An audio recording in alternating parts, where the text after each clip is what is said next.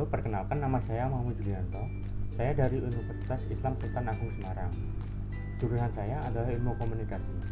Saya di sini akan membahas tentang kelebihan dan kekurangan TV digital. Dari tahun ke tahun, dunia teknologi sudah semakin canggih. Apalagi di zaman sekarang, televisi di luar negeri ini sudah memakai televisi digital. Terus di Indonesia sendiri yang masih menggunakan teknologi analog. Namun seperti yang diberitakan oleh cnnindonesia.com bahwa Indonesia mulai tahun 2022 TV analog akan dihapus dan digantikan oleh TV digital. Apa itu TV analog dan apa itu TV digital?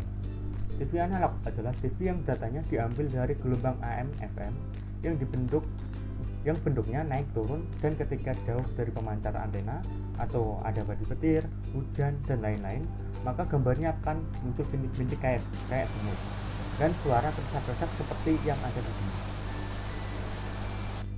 Sedangkan TV digital bentuk datanya bukan gelombang naik turun, tapi menggunakan rangkaian angka 0 dan 1. Jadi di dalam perjalanan bentuk datanya tidak akan berubah.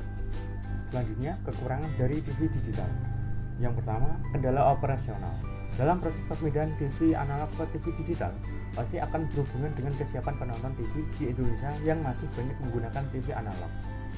Yang kedua, blind spot dan black spot. Secara teknis, masih sering terjadi cliff effect dan black spot. Cliff effect dan black spot adalah ketidakstabilan penerimaan sinyal digital yang lemah, sehingga menyebabkan siaran terputus-putus atau patah-patah, atau bahkan tidak ada gambar jika pesawat televisi tidak memperoleh sinyal sama sekali. Yang ketiga, kerugian teknis. Hal ini ditakutkan terjadi pada lembaga pengelolaan penyiaran. Kerugian yang terjadi dikarenakan setelah imigrasi ke TV digital, penyiaran akan dipancarkan oleh penyiaran multiplexing yang akan berimbas kepada pemancar televisi lokal yang tidak digunakan lagi. Yang keempat, ada keahlian SDM dalam pengoperasi alat.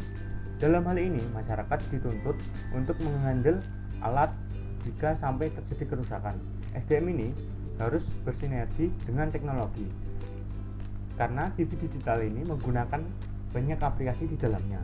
Yang sayangnya di mana saat ini masih belum tersedia SDM yang paham akan kebaruan teknologi tersebut. Namun banyak di YouTube yang menyediakan atau membantu kita dalam mengoperasikan TV digital ini. Selanjutnya, kelebihan dari TV digital, yaitu yang pertama, suara dan gambar lebih jernih. Melansir dari Kominfo, kualitas suara dan gambar pada siaran TV digital jauh lebih baik dibanding dengan TV analog. Pada TV digital, kita tidak akan menemui gambar yang berbayang atau noise yang atau bentuk-bentuk atau bintik-bintik semut pada layar televisi. Yang kedua, sinyal lebih bagus.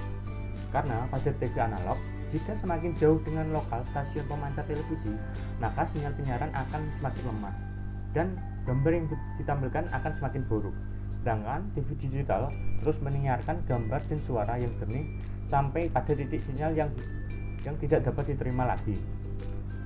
Yang ketiga, terdapat berbagai fasilitas tambahan, yaitu bagi para pengguna TV digital tak hanya dimanjakan dengan siaran televisi yang jernih dan stabil, namun juga bisa mendapatkan fasilitas tambahan seperti EPG atau Electronic Program Guide, yakni fasilitas untuk mengetahui acara yang telah dan akan ditayangkan. Pengguna juga bisa langsung menilai kualitas penyiaran dengan memberikan rating terhadap program televisi yang ditonton. Selanjutnya, nomor 4, memiliki dua status penyiaran TV digital. Penyiaran TV digital hanya mengenai dua status, yaitu diterima atau tidak, yang berarti apabila perangkat penerimaan siaran digital dapat menangkap sinyal, maka program siaran akan diterima. Sebaliknya, jika sinyal tidak diterima, maka gambar suara tidak muncul. Nah, kenapa sih nggak sekalian TV analog dan TV digital sama-sama hidup? Kan lebih enak. TV analog aman dan TV digital juga gambarnya lebih jernih. Permasalahannya karena kepadatan spektrum radionya atau jalur sinyalnya, karena sinyal analog itu boros banget.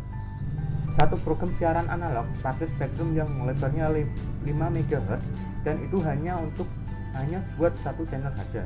Sementara di TV digital 8 MHz bisa dipakai hingga 12 program siaran secara bersamaan, dan frekuensi yang tersebut bisa dipakai untuk manfaatkan lain seperti meningkatkan kualitas layanan internet dan bisa memaksimalkan layanan 4G agar bisa merata di seluruh Indonesia.